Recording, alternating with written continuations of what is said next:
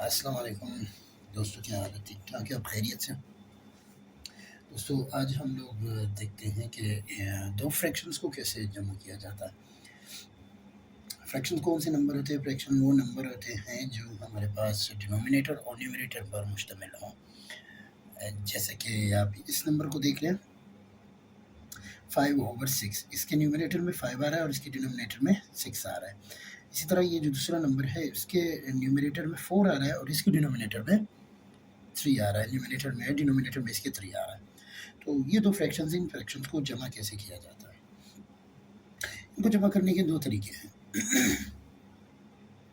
एक है by the taking the LCM of the denominator, यानी डिनोमिनेटर का एलसीएम लेने से, और दूसरा है by making the denominator same. अच्छा, अब पहला जो तरीका है उस तरीके से करते हैं। यहाँ पर देखिए, जो हमारे पास एलसीएम का तरीका है, एलसीएम के तरीके के तहत हम इसको ऐसे कर सकते हैं कि ये जो डिनोमिनेटर में दो नंबर हैं, इन नंबरों को हम लोग क्या कर देते हैं, इन नंबरों का एलसीएम निकाल देते हैं। यहाँ पर मैं एलसीएम निकाल रहा हूँ, ये 6 और 3 का हम लोग एलसीएम निकाल देते हैं।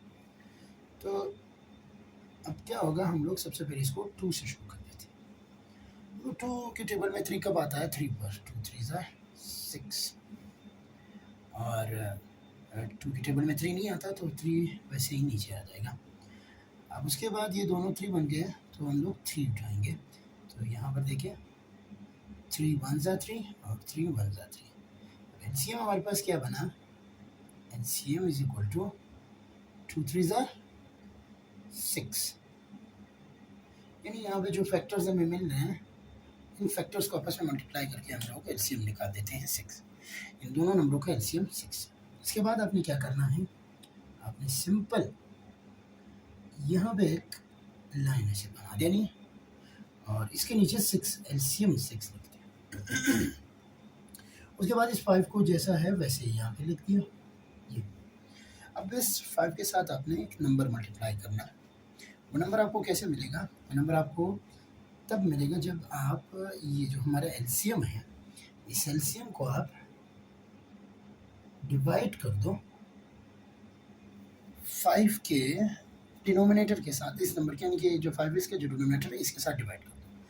तो यहाँ पे एलसीएम भी 6 है और ये नंबर भी 6 है, तो यहाँ पे मैंने ऐसे लिख दिया। अब 6 1 6। अब ये जो क्वेश्चन में हमें 1 मिला है, ये वाला 1, ये जो 1 मिला है, इस 1 को हम लोग क्या कर देते हैं, इस 5 के साथ मल्टीप्लाई कर देते हैं। ये आ गया इस तरह से। अब ये प्लस जैसे है वैसे ही नीचे आ जाएगा। फिर उसके बाद इस 4 के साथ हम लोगों ने अभी एक नंबर को मल्टीप्लाई करना है, 4। अब इस 4 के साथ हमने एक नंबर को मल्टीप्लाई करना है। वो नंबर कौन सा होगा, उस नंबर का पता कैसे चलेगा? जब हम ये जो 4 का जो न्यूमरेटर है उसको उठाएंगे और इससे हमारा जो एलसीएम है, इस एलसीएम को डिवाइड कर देंगे। फिर से हमारा एलसीएम अंदर आ जाएगा और इस बार इसको 3 से, 4 के डिनोमिनेटर से मल्टीप्लाई करना है, क्योंकि हम लोगों ने फाइंड करना है कि 4 के साथ क्या मल्टीप्लाई करें। तो 4 के डिनोमिनेटर के साथ इसको डिवाइड कर देते हैं। तो ये क्या आ जाएगा, 3 2 6। 3 के टेबल में 2 पर 6 आता है। यहाँ पे कटे, यहाँ पे ये जो है आपके पास, ये जो क्वेश्चन में आ रहा है उसको हम लोग यहाँ पे 2 के साथ मल्टीप्लाई कर देंगे, सॉरी 4 के साथ। अच्छा जी, फिर देखिए, अब यहाँ पर देखिए 5 1 5 प्लस 2 4 8, और नीचे एलसीएम, जो हमारा एलसीएम है वो वैसे ही हो जाएगा। फिर उसके बाद अब यहाँ पर देखिए 5 + 8 हमारे पास क्या बनता है, 5 को जब हम जमा कर देते हैं 8 पे, तो क्या कितना बनता है, 13। पास आ गया 13/6। अब अगर कटिंग पॉसिबल है यहाँ पर तो कटिंग कर दे, वरना यही हमारा आंसर होगा। हाँ, पॉइंट में आ सकता है, पॉइंट में ऐसे आ सकता है, जब आप 13 को 6 पर डिवाइड कर दोगे तो आपका जो है ना पॉइंट पे आ जाएगा।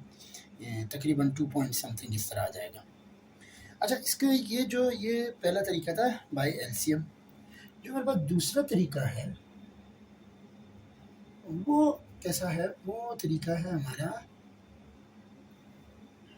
डिनोमिनेटर को सेम करने का। तो डिनोमिनेटर को सेम करने का तरीका कैसे है? यहाँ पर देखिए, मैं दोबारा इस नंबर को लिख लेता हूँ, 5/6 प्लस 4/3। आपने क्या करना है, या तो इन दोनों के डिनोमिनेटर, दोनों फ्रैक्शन के डिनोमिनेटर को या तो दोनों को 6 बना दो या दोनों को 3 बना दो। तो यहाँ पर हम लोग, यहाँ पर अगर इसको 3 बनाऊँ, 3 अगर मैं बनाना चाहूँ तो मुझे इसे 3 से डिवाइड करना पड़ेगा, और अगर इसको मैं 6 बनाना चाहूँ तो इसको मैंने 2/2 से इसको मल्टीप्लाई कर देता हूँ। तो इसके बनिस्बत, डिवीजन के बनिस्बत मल्टीप्लिकेशन थोड़ा हमारे लिए आसान होता है, वो जल्दी हो जाता है, तो हम मल्टीप्लिकेशन को ही कर लेते हैं, ज़्यादा झंझट हम लोगों ने नहीं पालना। अच्छा, अभी ये 5/6 को वैसे लिख दूंगा, प्लस 4/3 मल्टीप्लाइड बाय 2/2। इसको 6 बनाने के लिए मुझे यहाँ पे 2 के साथ इसको मल्टीप्लाई करना था। लेकिन मैथमेटिक्स में ये है कि अगर आप कोई चीज़ आपको चाहिए और आप उसके लिए कोई चीज़ अपने आप से मल्टीप्लाई कर देते हैं, जैसे हमें यहाँ पे 6 की ज़रूरत है तो मैंने इसको 2 से मल्टीप्लाई कर दिया। तो मैथमेटिक्स तब तक हमें अलाउ करता है जब तक आप इसका मल्टीप्लिकेटिव इन्वर्स ना रखो। तो मुझे डिनोमिनेटर में ज़रूरत थी, मैंने मल्टीप्लिकेटिव इन्वर्स के तौर पर 2 को ऊपर रख दिया, क्योंकि ये रूल है, आपको इक्वेशंस को बैलेंस लेकर जाना होता है। अगर आप यहाँ पे 2 न डाल दें, सिर्फ यहाँ पे 3 था, तो ये गलत होगा, मैथमेटिक्स के रूल की खिलाफ वर्जी होगी। तो यहाँ पर आपने ऊपर नीचे 2 लगाना है एज अ मल्टीप्लिकेटिव इन्वर्स। 2 मुझे नीचे ज़रूरत है, इसका मल्टीप्लिकेटिव इन्वर्स ऊपर आ गया। अच्छा जी, अब यहाँ पर देखिए 5 और 6 वैसे लिख दिया, प्लस 4 2 ज़ा 8, 3 2 ज़ा 6।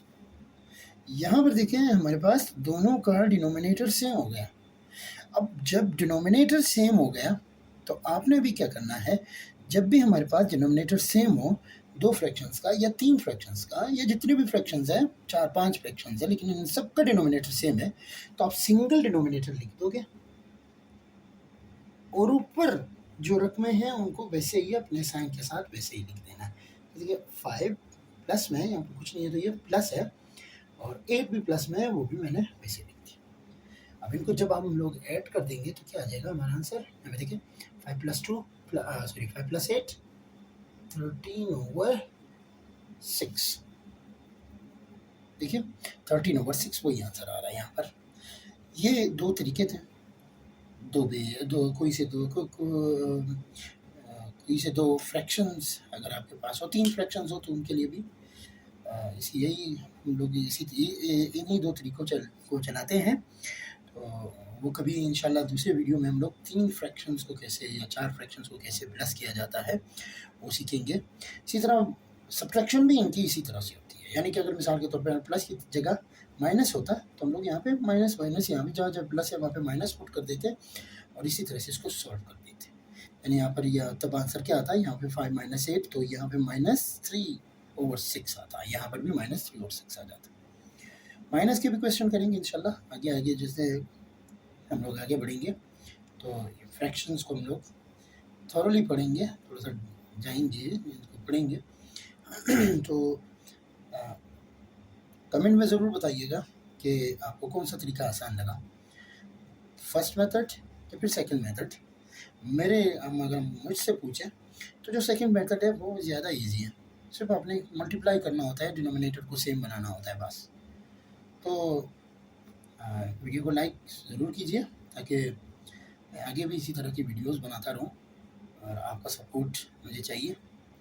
आपके सपोर्ट की मैं बहुत कदर करूंगा, और इसी तरह से मैं आगे और भी वीडियो बनाऊंगा।